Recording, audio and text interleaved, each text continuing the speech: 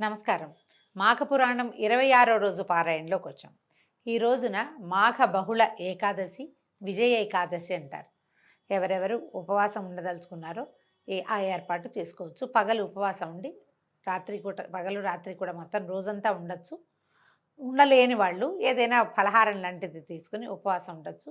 మర్నాడు 7వ తారీఖు ఉదయమే ద్వాదశి పారాయణ చేసుకోవచ్చు.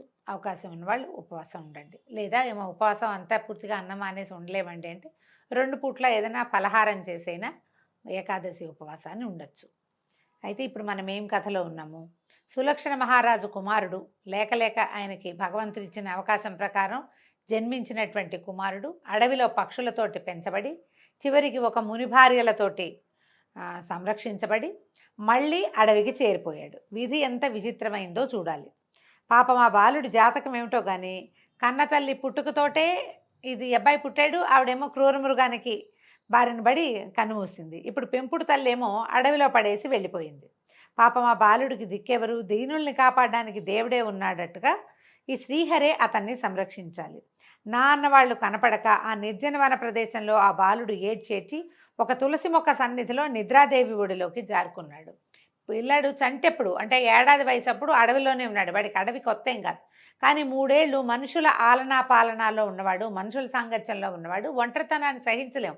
మనం కూడా మనుషులతోటి ఉండటం అలవాటైతే ఒక 10 రోజులు ఆ చుట్టాల ఇంటికి వెళ్ళామనుకోండి, వాళ్ళ ఇంట్లో మంచి సందడిగా ఉంది. 11వ రోజు మన ఇంటికి వస్తే ఇల్లు బావురుమంటున్నట్టు ఉంటుంది. ఓ 2 చుట్టాలు వచ్చినా సరే వాళ్ళు వెళ్ళిపోయిన తర్వాత మన ఇల్లు ఖాళీగా తోస్తుంది మనకి. మానవ సాంగత్యం, మనుష్య సాంగత్యము అలాంటి ఇబ్బందిని కలగజేస్తుంది. పిల్లాడు దిక్కుమాలిపోయాడు పాపం. అడవిలో ఎటు చూసినా చెట్టు చేమలు తప్పిస్తే ఏమీ లేవు. చాలా బికమొహం వేసుకుని అటు ఇటు తిరిగాడు.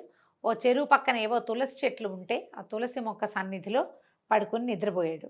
ఈ తులసి మొక్క మీద చెయ్యేసి పడుకున్నాడేమో, తులసి మాత అతన్ని కరుణించింది. రాత్రిపూట ఎలాంటి అపాయాలైనా జరగచ్చు. ఇతని తల్లినే ఒక క్రూర మృగం తినేసింది. చిన్నపిల్లాడు ఎదిరించలేడు, పరిగెత్తలేడు, పారిపోలేడు, తిరగబడలేడు. అలాంటప్పుడు ఏ క్రూర మృగమైనా ఈ అబ్బాయిని వేసుకుపోవచ్చు. ఆ తులసి మాతే కరుణించినట్టుగా రాత్రి ఏ అపాయము జరగలేదు.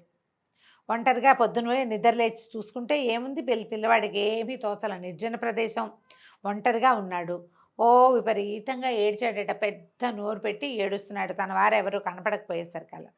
అయితే అంతకుముందు 3 ఏళ్ల క్రితం కొన్ని పక్షులు ఇతనికి ఆసరాగా ఉండేవి పిల్లవాడికి. వాట్లల్లో 1-2 పక్షులు ఇటు వచ్చి చూసి పిల్లవాడు మళ్ళీ ఈ ప్రాంతానికి చేరాడని తెలుసుకుని అవే కొద్దిగా ఆహారాన్ని, ఏవో పళ్ళు అవి ఇవి తెచ్చిపెట్టి అతను ఒక చెట్టు కిందకి లీడ్ చేసి పిల్లాడిని, అయితే 3-4 ఏళ్ళు ఉండేవాడికి నడక తిరగటం అన్నీ వచ్చినాయి కదా, చక్కగా చిలక పలుకులు పలికేవాడు, మాట్లాడేవాడు. కానీ ఇక్కడ ఎవరితో మాట్లాడతాడు? ఆ పక్షులతోటే ఏదో మాట్లాడుతూ అక్కడే ఉన్నాడు. మొదట పక్షులు పళ్ళు తెచ్చిపెట్టే క్రమంగా పిల్లవాడికి తన నదిలో మంచినీళ్ళు తాగటము, పళ్ళు కావాలంటే చెట్లకి కోసుకోవటము, చిన్న సైజు మోగ్లీలాగా అయ్యాడు. క్రమంగా పిల్లవాడు అట్లాగే పక్షుల సంరక్షణలోనే సొంతంగా కూడా సంరక్షణ చేసుకుంటూ 10-12 ఏళ్ల ప్రాయం వచ్చింది. ఓ 12 ఏళ్ల వయసు వచ్చింది. అయితే ఈ పక్షులు, గరుడ పక్షులు అవి కృష్ణా అని అరుస్తూ పరిగెడతాయి పైన. పిల్లవాడికి ఆ శబ్దం నచ్చి తను కూడా కృష్ణ అంటని నేర్చుకున్నాడు. ఆ కృష్ణ అంటుంటే వాడికి ఒక సంతోషం కలిగేది. అక్కడి నుంచి ఈ అడవి పైభాగంలో కిన్నరులు, చారణులు వాళ్ళు కూడా నారాయణ నామస్మరణ చేస్తూ, కృష్ణనామస్మరణ చేస్తూ, శివనామస్మరణ చేస్తూ వెళ్తూ ఉండేవాళ్ళు. తనకి ఫెమిలియర్గా మాటలు వచ్చిన పిల్లాడు కదా, ఆ పదాలు తనకు తెలిసిన పదాలు అవటంతో కొన్ని పదాలని అలవరుచుకున్నాడు. ఆ పదాలనే పదే పదే అంటూ ఎప్పుడు నిత్యము భగవన్నామస్మరణ చేసేవాడు.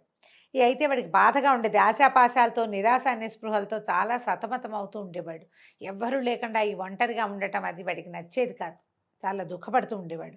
అయితే ఏమైంది, ఒకసారి కృష్ణ కృష్ణ కృష్ణ అనుకుంటుంటే ఏదో కాంతి వలయంలాగా కనపడిందట కంటి ముందు, ఒట్టి నామస్మరణతోటి. అప్పుడు ఇతనికి ఏమనిపించింది, ఆ కాంతిలో ఎవరో తనతో మాట్లాడుతున్నారనిపించి భగవంతుడిని అడిగాడట. ఓ శరణాగత వల్లభ, జగద్రక్షక, నా జీవితం ఇంతేనా? నేను ఇలా అడవుల పాలై ఉండవలసిందేనా? నాలాంటి మనుషులతోటి సంచరించే అవకాశం నా జీవితానికి లేదా?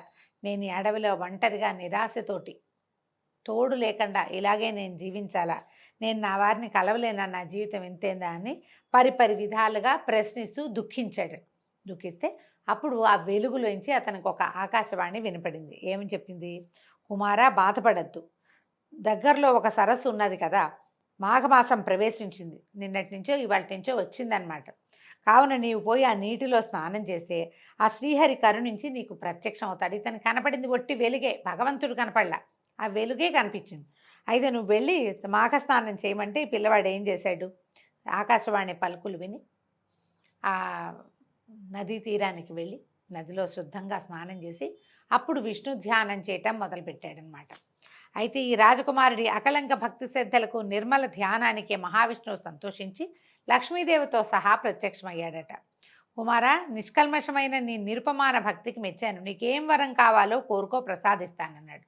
అంతట బాలుడు ఏమడిగాడు, స్వామి నేనెవరో నాకు తెలీదు, నా తల్లిదండ్రులు ఎవరో తెలీదు, ఊహ తెలిసినప్పటి నుంచి నేను కష్టాలే అనుభవిస్తున్నాను, కానీ సుఖం అనేది తెలీదు, తల్లిదండ్రుల ప్రేమానురాగాలకి నోచుకోలేదు, ఆప్యాయంగా హక్కును చేర్చుకునే వాళ్ళు ఒక్కళ్ళైనా లేరు, ప్రకృతి వెడిలో పెరిగిన నాకు ఏమీ తెలీదు, భగవంతుణ్ణి భక్తితో భజించడం తప్ప మరొకటి తెలీదు, కాబట్టి మీ పాద సన్నిధిన నన్ను బతకనియండి, మీ సాన్నిధ్యం తప్ప నాకు ఇంక ఏదీ వద్దు. భగవంతుడిని చూసేసరికల్లా అమ్మ కావాలి నాన్న కావాలి అని అడగరండి. కొంత జ్ఞానం వచ్చిన వాళ్ళు మామూలుగా మనం ఒట్టిగా మనం ప్రతిమా విశేషాల ముందు కోరుకుంటున్నాం అనుకోండి, ఈ పని అవ్వాలి ఆ పని అవ్వాలి అని ఆయన ఏదో పెద్ద ఆఫీసర్ లాగా మన కోరికల చిట్టా అంతా చెప్పుకున్నాం. కానీ ఒక్క మాట భగవత్ సాన్నిధ్యం లభించేసరికల్లా జ్ఞానచక్షువులు తెరుచుకుంటాయి, ఎవరికైనా జ్ఞానం వచ్చేస్తుంది. అప్పుడు నాకు ఇది కావాలి అది కావాలి ఈ పనులు కావాలి అలాంటి ఆలోచన ఉండదు, దేహాభిమానం ఉండదు. ఇంకా ఏ సాన్నిధ్యం అయితే మనకు అప్పుడు లభించిందో అదే శాశ్వతం కావాలని కోరుకుంటారు. ఎప్పుడు ఇలాంటి లక్షణాలు ఉంటాయి, నాకు ఇది కావాలి అని అడిగేది ఆసురీ గుణంతో చేసిన వాళ్ళకి. ఇప్పుడు రావణాసురుడో హిరణ్యాక్ష హిరణ్యకశిపులో లేదా కుంభకర్ణుడో వీళ్ళంతా కూడా బ్రహ్మవర ప్రసాదులు. కొన్ని వందల సంవత్సరాలు వేల సంవత్సరాలు తపస్సు చేసి బ్రహ్మ కోసం ఆయన ప్రత్యక్షం అయ్యాక తాత నాకు అది కావాలి నాకు ఇది కావాలని అడిగారు. మనం పురాణాల్లోనే చూస్తాం కదా. వాళ్ళు ఎట్లా అడిగారు, భగవంతుడు బ్రహ్మదేవుడు ప్రత్యక్షం అవ్వగానే వాళ్ళ బుద్ధి వికసించాలి కదా, జ్ఞానచక్షువులు తెరుచుకోవాలి. వాళ్ళు జ్ఞానచక్షు అనేది లేకుండా పుట్టుంటారు ఒకటి. రెండోది ఏంటంటే వాళ్ళకున్న అజ్ఞానం ఏమిటి, ఎవరినో జయించటానికి ఒకటి సాధించటానికే వాళ్ళ తపస్సు.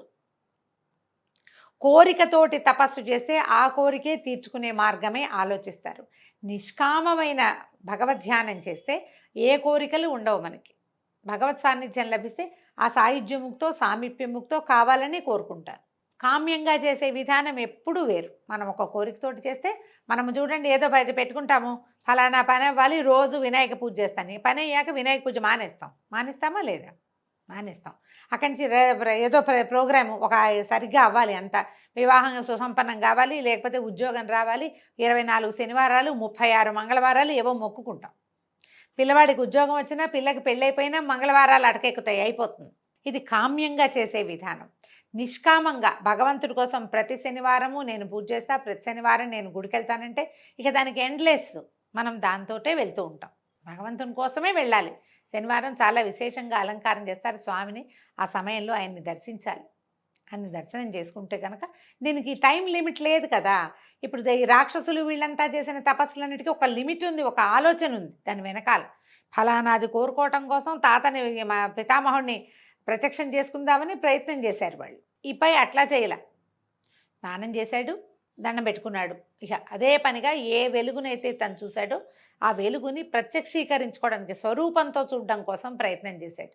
ఆయన చూసేసరికల్లా పిల్లవాడికి ఇంకా ఏమీ లేదు, ఇంకేం అక్కర్లేదు నాకు, నేను నీ దగ్గరే ఉంటాను, నీ పాదాల దగ్గర చోటు ఇవ్వమని అడిగాడు. అడిగితే అపార కరుణా సముద్రుడు దయాంతరంగుడు అయినటువంటి శ్రీమన్నారాయణుడు ఆ పిల్లవాని పలుకుల్నికి పరవశించి, ఓ రాజకుమార, రాజబిడ్డకి నిరాశ పనికిరాదు, నీకు ఇంకా నువ్వు భూలోకంలో ధర్మయుక్తంగా పరిపాలన చేయవలసి ఉన్నది, ఇంకా అవకాశం ఉంది నీకు. నీ తండ్రి రాజ్యమునేలే ధర్మప్రభువైన సులక్షణుడు, అతడు వృద్ధుడయ్యాడు. కనిష్ట భార్య మరియు నీ తల్లి అయినటువంటి ఆమె ఎక్కడ పోయిందో తెలియక తల్లడిల్లిపోతున్నాడు. పుట్టిన బిడ్డ ఏమయ్యాడునని పుట్టెడు దుఃఖంతో ఉన్నాడు. కాబట్టి నువ్వు నీ తండ్రి దగ్గరికి వెళ్ళి కన్న తండ్రి రుణం తీర్చుకో అంటూ అక్కడికి సమీపంలోనే తపస్సు చేసుకుంటాం ఒక మునీశ్వరునికి అప్పగించి భవిష్యత్ కార్యాన్ని ఆయనకి స్వప్న నిర్దేశం చేశాడు. ఫలానా సరస్తీరంలో 12 సంవత్సరాల కుమారుడు ఒకడున్నాడు. ఆ పిల్లవాడిని తీసుకెళ్లి సులక్షణ మహారాజుకు అప్పచెప్పి నా ఆజ్ఞగా అతన్ని కుమారునిగా స్వీకరించమని, అతడు సులక్షణుని యొక్క కుమారుడు అని చెప్పమని ఒక ముని గారికి ఈ పనిని అప్పచెప్పేసి మునీశ్వరుడికి ఆయన విష్ణువు అంతర్ధానమయ్యాడట. అప్పటికే పుట్టిన బిడ్డ, ఆఖరి భార్య ఇద్దరు ఏమయ్యారో తెలియని వృద్ధ సులక్షణ మహారాజు తీవ్ర మనస్తాపంతో ఆశ చావక 12 సంవత్సరాలు గడిచినా కూడా ఇంకా వారి కోసం వెతికిస్తూనే ఉన్నాడు. ఎక్కడైనా భార్య పిల్లవాడు దొరుకుతారేమో అని వెతుకుతూనే ఉన్నారు. ఈ బిడ్డ మీద బెంగతో, అంటే తన రాజ్యానికి ఉత్తరాధికారి అని భావించాడు గర్భస్థ శిశువు. పిల్లవాడు దొరకపోయేసరికల్లా ఈ పై వాళ్ళకి పిల్లలు పుట్టే అవకాశం ఎలాగూ లేదు. మంత్రించిన పండు దొరికింది ఒకటి, ఆ ఒకదాని ఫలితము ఆవిడ గర్భంలో ఉంది. ఆవిడేమో పిచ్చెత్తి వెళ్ళిపోయింది. ఏమీ చేయలేక ఆయన అట్లా దిగులు పడుతూ చాలా దుఃఖంతో ఉన్నాడట. ఈ సమయంలో ఈ మునీశ్వరుని వెంట ఈ 12 సంవత్సరాల రాకుమారుడు వెళ్ళాడు. ఈ ముని బాలుడి వృత్తాంతమంతా రాజుకు విన్నవించాడు. సంతోషించాడు రాజు చాలా. కనిష్ట భార్య మరణించినందుకు బాధపడాలో, ఈ పిల్లవాడు దొరకడు, ఇక అసలు అవకాశమే లేదనుకున్న బిడ్డ దొరికినందుకు సంతోషించాలో తెలియక ఆయన చాలా సంతోష విచారాలతో తబ్బిబ్బైపోయాడు. బాలుడిని కౌగిలించుకుని మనసారా ముద్దాడాడు. ప్రపంచం అంతా సంతోషించిందట. ఆయన రాజ్యంలో ఉన్న వాళ్ళంతా 12 ఏళ్ల తర్వాత ఈ పిల్లవాడు లభించడం. ఇప్పుడు ఎక్కడి నుంచో వచ్చిన పిల్లాన్ని ఎటా నమ్ముతాం, గుర్తులే ఉన్నాయి, ఆధార్ కార్డు లేదు, ఇలాంటివి భావించే రోజులు కావు. మునివాక్యాలు నమ్మే రోజులు. ఋషివాక్యము, మునివాక్యము, పండిత వాక్యము, బ్రాహ్మణ వాక్యము, వీటిని ఆజ్ఞగా శిరసావించే విధానం ఉన్న కాలం కాబట్టి ఆయన విష్ణువు కల్లోకి వచ్చాడు. ఆయన ఇట్లా చెప్పాడు విష్ణుమూర్తి, ఈ పిల్లవాడు నీ కుమారుడు అని చెప్పి అపజెప్పంగానే రాజు ఎంతో సంతోషించాడు. రాజ్యంలో వాళ్ళంతా ఎంతో ఆనందించారు. సకలోపచార సత్కారాలు చేసి మునిగారిని గౌరవ మర్యాదలతోటి సాగనంపారు. తర్వాత 12 సంవత్సరాల పిల్లవాడికి అప్పటిదాకా జాతకర్మ లేవు, వాడికి బారసాలు లేదు, ఏమీ లేదు. అప్పుడు జాతకర్మాది క్రియలన్నీ నిర్వహించి సుధర్ముడని నామకరణం చేసి విద్యాబుద్ధులు చెప్పించి తదనంతరము అతన్ని రాజ్యాభిషేక్తుని చేశాడు. ఈ విధంగా మాఘస్నానం చేయటం వల్ల పిల్లవాడికి మళ్ళీ తన రాజ్యం లభించింది. ఇదే మాఘస్నానం సరిగ్గా చేయకపోవటం వల్లే రాజుగారికి సంతానం లభించలేదని, దానికి ఋషులు మునులు మంత్రించిన పండిచ్చారని కథలో చెప్పబడిందండి. ఈ విధంగా ఈ కథ ఇవాళకి పూర్తయింది. రేపు ఉదయం మళ్ళీ 27వ రోజు పారాయణలో కలుసుకుందాము. నమస్కారం.